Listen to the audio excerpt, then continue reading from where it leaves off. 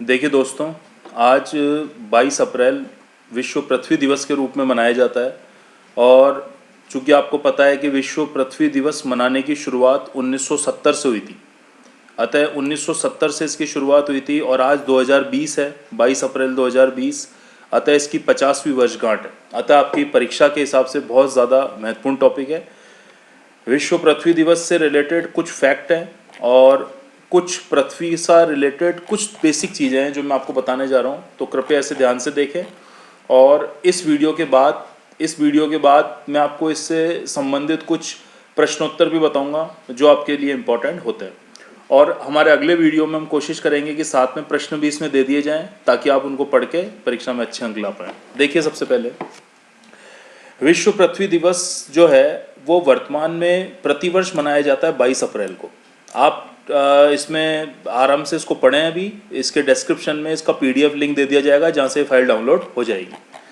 देखिए, सबसे पहले 22 अप्रैल को हम पर्यावरण संरक्षण को प्रोत्साहित करने और जन जागरूकता फैलाने के लिए प्रतिवर्ष 22 अप्रैल को विश्व पृथ्वी दिवस का आयोजन करते हैं और लगभग विश्व के 192 से भी ज़्यादा देशों में इस पृथ्वी दिवस को मनाया जाता है। हम देखेंगे पहली बार 1970 में इसे औपचारिक रूप से मनाया गया था और इससे पहले जब विश्व पृथ्वी दिवस मनाया जाता था तब 22 अप्रैल को ना मनाकर ये देखिए सामने 20 मार्च या 21 मार्च को मनाया जाता था। कुछ देशों में 20 मार्च और कुछ देशों में 21 मार्च। इसका एक सिंपल सा लॉजिक हुआ करता था कि आपको पता है कि पृथ्वी पर 23 सितंबर और 21 मार्च को दिन और रात की अवधि बराबर होती है और सूर्य की किरणें भूमध्य रेखा पर एकदम सीधी पड़ती है। अतः इस समय क्या होता था कि जब दिन और रात की अवधि बराबर होती थी तो उस समय इसका आयोजन किया जाता था। परंतु 1970 के बाद से इसे प्रतिवर्ष जो इसके लिए यूनेस्को द्वारा जो दिन डिसाइड किया गया वो 22 अप्रैल डिसाइड किया गया और आज वही 22 अप्रैल है जिसको विश्व पृथ्वी दिवस के रूप में मनाएंगे। देखिए, यहाँ पर एक अमेरिकी सीनेटर थे। आपको पता है कि अमेरिका की जो संसद होती है उसमें जो सदस्य होते हैं उन्हें सीनेटर कहते हैं। तो जो जेरोल्ड नेल्सन थे, इनको the father of earth day कहा जाता है। इन्होंने विषय के रूप में भी इसको शुरू किया और इन्होंने ही अर्थ डे मनाने की शुरुआत कराई थी और इन्हीं के प्रयासों से ये संभव हो सका। इसलिए हम इन्हें जो पृथ्वी दिवस का पितामह या फादर ऑफ अर्थ डे के नाम से जानते हैं। जबकि दिवस के रूप में इसकी अनौपचारिक शुरुआत करने का श्रेय एक शांति कार्यकर्ता जॉन मैक्कोनेल को जाता है। जॉन मैक्कोनेल, ठीक है। आपको पता है कि कोरोना वायरस कोविड-19 की वैश्विक महामारी के कारण लोग वर्तमान में घरों से निकल नहीं पा रहे हैं। अतः यह 1970 के बाद 50वीं वर्षगांठ अथवा पहला अवसर है जब लोग घर में रहकर ही इस दिवस को मनाएंगे। तो हम ये कहें तो कोई अतिशयोक्ति नहीं होगी कि 50 सालों में ये पहला अवसर है जब इतने सूक्ष्म रूप से इस समारोह का आयोजन किया जाएगा। देखिए, इसमें एक और चीज़ है। विश्व पृथ्वी दिवस 22 अप्रैल को मनाते हैं। हम 16 अप्रैल से लेकर और 22 अप्रैल तक इसका पृथ्वी दिवस सप्ताह का आयोजन करते हैं और इसके अंतर्गत विश्व के जो अनेक देश हैं वहाँ पर यह सप्ताह के अंतर्गत कई कार्यक्रमों का आयोजन किया जाता है, जिसमें जलवायु परिवर्तन संबंधी कार्यक्रमों का आयोजन भी किया जाता है। पृथ्वी दिवस की जो प्रथम बार औपचारिक घोषणा की गई थी वो 21 मार्च 1970 को अमेरिका के सैन फ्रांसिस्को में वहां के मेयर जोसेफ एलियोटो द्वारा की गई थी। आपको पता है कि अमेरिका भी वर्तमान में चर्चा में चल रहा है और कोरोना के सबसे ज़्यादा संक्रमित मामले भी अमेरिका में है। उसको लेके अमेरिका से संबंधित क्वेश्चन पूछे जा सकते हैं, तो आपको अपने सिलेबस में अमेरिका का व्यू हर केस में लेकर चलना है। जैसे मैंने अभी आपको बताया कि 2020 ऐसा अवसर है कि सबसे न्यूनतम लोग इस समारोह को मनाएंगे, इसको घरों में मनाया जाएगा। परंतु यदि बात की जाए कि सन 2007, तो सन 2007 एक ऐसा ईयर माना जाता है जब दुनिया में सबसे ज़्यादा लोगों ने मिलकर इसको सार्वजनिक रूप से इस समारोह को मनाया। और इसी तरह प्रथम पृथ्वी शिखर सम्मेलन जो हुआ था, प्रथम पृथ्वी शिखर सम्मेलन जिसका आयोजन कहाँ हुआ था, Rio de Janeiro. Rio de Janeiro कौन से देश के अंतर्गत आ गया, ब्राजील। समारोह का आयोजन कब हुआ था, 1992 में। और इसमें पृथ्वी दिवस को महत्वपूर्ण इवेंट का दर्जा प्रदान किया गया था। तो आपको देखिए यहाँ पे क्लियर पता है कि किस तरह पृथ्वी दिवस मनाने की शुरुआत की गई उसका जनक कौन माना जाता है, औपचारिक घोषणा कैसे की गई, किस सम्मेलन में महत्वपूर्ण स्थान प्रदान किया गया, और इस बार हम लोग इसे बहुत ही सूक्ष्म रूप से मना रहे हैं। इस बार के पृथ्वी दिवस का थीम रखा गया है क्लाइमेट एक्शन। जैसा कि आपको नाम से पता है, क्लाइमेट का मतलब जलवायु और एक्शन का मतलब कोई भी प्रतिक्रिया, यानी इस बार के पृथ्वी दिवस सम्मेलन को हमारे जलवायु से जोड़ा गया है और जलवायु को बचाने का प्रयत्न किया गया है। तो दुनिया के लगभग 192 से भी ज्यादा देश इसका आयोजन कर रहे हैं। देखिए 22 अप्रैल आज का दिन है। इस दिन पृथ्वी दिवस के साथ साथ अमेरिका में ट्री डे यानी वृक्ष दिवस के रूप में भी मनाया जाता है। यही मैं आपको बता दूं कि वृक्ष दिवस से संबंधित हो गया वृक्ष मेला, और दुनिया का सबसे बड़ा वृक्ष मेला बढ़ता है राजस्थान के जोधपुर के खेजड़ली गांव में।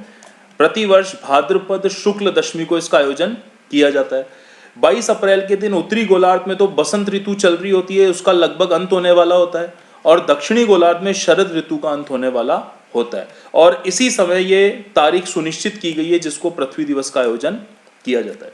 ठीक है दोस्तों, अब देखिए पृथ्वी हेतु जो वर्तमान खतरे हैं क्लाइमेट चेंज से रिलेटेड, सबसे पहला खतरा हो गया ग्लोबल वार्मिंग।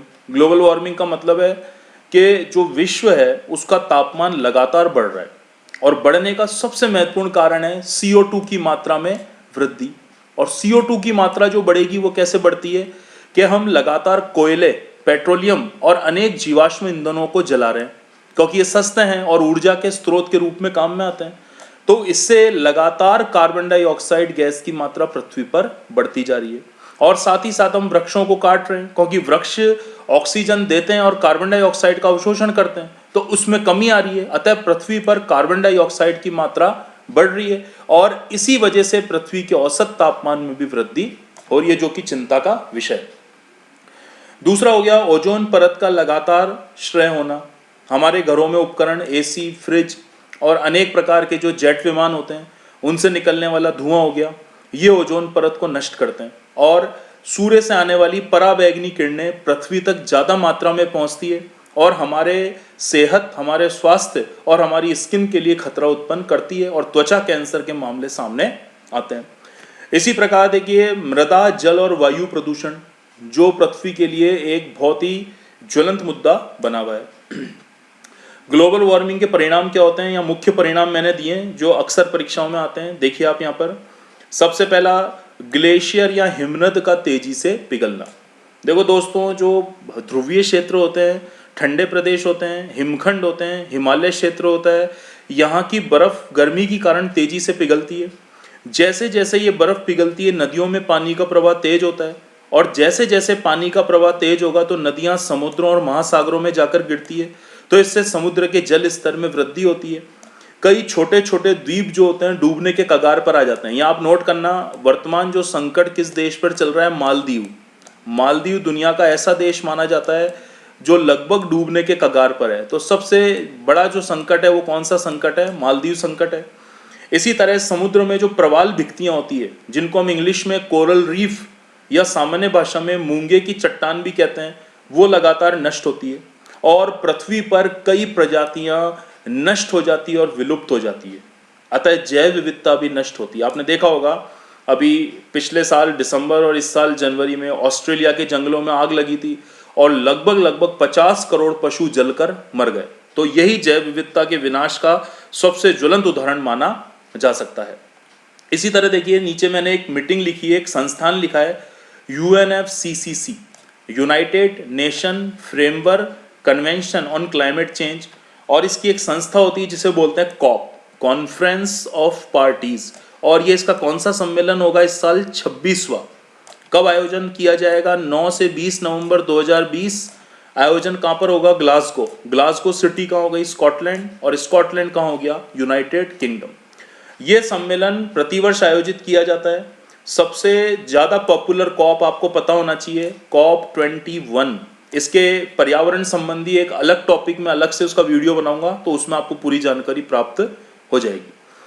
COP 21 का आयोजन हुआ था पेरिस, फ्रांस में। इसी तरह वर्तमान जो COP होगा वो COP 26 होगा, जिसका आयोजन होगा स्कॉटलैंड में। पर हाल ही में कोविड को देखते हुए इसके अगले आदेश तक इसको स्थगित करने का UNFCCC के द्वारा निर्णय लिया गया है। तो अगर ये आयोजन के स्थल जैसे फिक्स होगा तो मैं आपको तुरंत उस वीडियो के माध्यम से उसकी जानकारी दूंगा। अब देखिए, पृथ्वी को इस तरह मैंने अलग अलग भागों में डिवाइड करा है कि 3 भाग पृथ्वी के हम देखेंगे। पृथ्वी हो गई हमारी पृथ्वी। पृथ्वी का एक भाग हो गया स्थल मंडल, जिसको हम बोलते हैं लिथोस्फीयर, 29% पर विस्तृत है और दुनिया में 7 महाद्वीपों में डिवाइड है। माना आपको पता है कि आज से लगभग 120 करोड़ साल पहले पृथ्वी ठंडी होनी शुरू हुई थी। धीमे धीमे पृथ्वी पर आकृतियां बनती गई। पेंजिया एक जो भूखंड होता था वो टूटता गया और आज दुनिया में आपको ये 7 महाद्वीप दिखाई देते हैं। ये मैंने जो महाद्वीपों का क्रम आपको सामने लिखा है, ये महाद्वीपों का अवरोही क्रम है, यानी सबसे बड़े महाद्वीप से शुरू करते हुए सबसे छोटे महाद्वीप की हम ओर चले। इसी के साथ हाल ही में वैज्ञानिकों ने प्रशांत महासागर के अंदर दुनिया का 8वां महाद्वीप खोज निकाला है, जिसे जीलैंडिया कहा गया है, परंतु अभी ये वर्तमान में पानी के नीचे ही जलमग्न माना जाता है। इसी तरह पृथ्वी का जो बड़ा भाग है उसको हम कहते हैं जलमंडल यानी हाइड्रोस्फीयर। पृथ्वी के 71% या 3/4 भाग पर जल है। कुल जल को देखेंगे तो 97.5% जल तो खारा पानी है, जो महासागर, समुद्र या खारे पानी की झीलों के रूप में विस्तृत है और ये दुनिया के 5 महासागरों के अंतर्गत आता है। देखो, प्रशांत, अंध, हिंद, आर्कटिक और अंटार्कटिक महासागर, ठीक है। इसी तरह से जो शुद्ध जल है वो केवल 2.5% है पीने लायक जल, और इसका भी जो अधिकांश भाग है वो हिमखंड, बर्फ के रूप में ध्रुवीय क्षेत्रों पे, हिमालय पर जमा हुआ है। तो हमारे उपलब्धता में जो भाग है वो बहुत ही छोटा है। वर्षा का पानी, भूमिगत जल स्रोत, तालाब हो गई, झीलें हो गई, नदियां हो गई, या हम जो भी परंपरागत जल संरक्षण तकनीक यूज करते हैं, हमारे बांध हो गए, उनमें ये जल स्टोर रहता है। इसी तरह तीसरा मेजर पार्ट पृथ्वी का हो गया वायुमंडल यानी एटमॉस्फेयर, जो विभिन्न प्रकार की गैसों से बना है। अब यहाँ चूंकि मैंने केवल मोटे रूप में गैसें लिखी है, इनका बेसिक डिस्क्रिप्शन जो है वो अगले वीडियो में देंगे, ताकि उसमें एक एक गैस आपको समझा पाएंगे। सबसे ज्यादा परसेंटेज हो गया वायुमंडल में नाइट्रोजन का 78.08%, सबसे ज्यादा पाई जाने वाली। सेकंड नंबर पे वायुमंडल में पाई जाने वाली गैस कौन सी है? ऑक्सीजन, लगभग इसको 21% बोल सकते हैं। तीसरे नंबर पे पाई जाने वाली गैस है ऑर्गन, जिसको हम 0.93% कह सकते हैं। और चौथे नंबर की गैस हो गई कार्बन डाइऑक्साइड, सबसे पॉपुलर, ग्लोबल वार्मिंग के लिए आवश्यक इस गैस को हम कह सकते हैं कि उत्तरदायी गैस है, और इसका परसेंटेज है 0.03%, बहुत ही माइनर संख्या में पाई जाती है। इसके अतिरिक्त जितनी भी अक्रिय गैसें होती है, हीलियम, नियॉन, क्रिप्टॉन, जेनॉन, ये सब भी वायुमंडल में पाई जाती है। कुछ मात्रा में ओजोन, हाइड्रोजन भी वायुमंडल में पाई जाती है, तथा साथ ही साथ जल वाष्प भी वायुमंडल में पाया जाता है, ठीक है। तो आपको ध्यान रखना है कि देखिए, मैंने आपको आज बताया विश्व पृथ्वी दिवस पर किस तरह विश्व पृथ्वी दिवस की शुरुआत की गई, किस तरह से हम उसे मनाते हैं, हम उसे क्यों मनाते हैं, पृथ्वी पर संभावित खतरे कौन कौन से हैं, तथा साथ ही साथ पृथ्वी पर किस तरह से हम इस भागों में पृथ्वी को डिवाइड कर सकते हैं। देखिए दोस्तों, ये में जितने पॉइंट मैंने रेड मार्क किए, यानी इनमें से हर में से कोई ना कोई क्वेश्चन यहाँ पर बनता है। तो हम अगले वीडियो में इनसे संबंधित कुछ क्वेश्चन भी लाएंगे, ताकि आपको उसके बारे में जानकारी हो जाए और पुरानी परीक्षाओं में किस तरह से इस पे प्रश्न आए हुए हैं उनके बारे में भी आपको इसमें बताएंगे। साथ ही साथ जो भी करंट मुद्दा होगा उसको हाथों हाथ इस पे वीडियो बना के लाएंगे, ताकि आगामी परीक्षाओं में आपको फायदा मिल चुके। जो आपने ये वीडियो देखा, आपको पसंद आए तो मेरी फिर आपसे रिक्वेस्ट है, इसे ज़्यादा से ज़्यादा चैनल को सब्सक्राइब करें ताकि नोटिफिकेशन पहुंच जाए, लाइक करें, उसको शेयर करें, और अगर आपको अच्छा लगता है या अगर आपको कोई भी इसमें सुधार लगता है कि भाई सुधार इसमें होना चाहिए, तो भी अपने आवश्यक रूप से कमेंट बॉक्स में जाकर करें। धन्यवाद।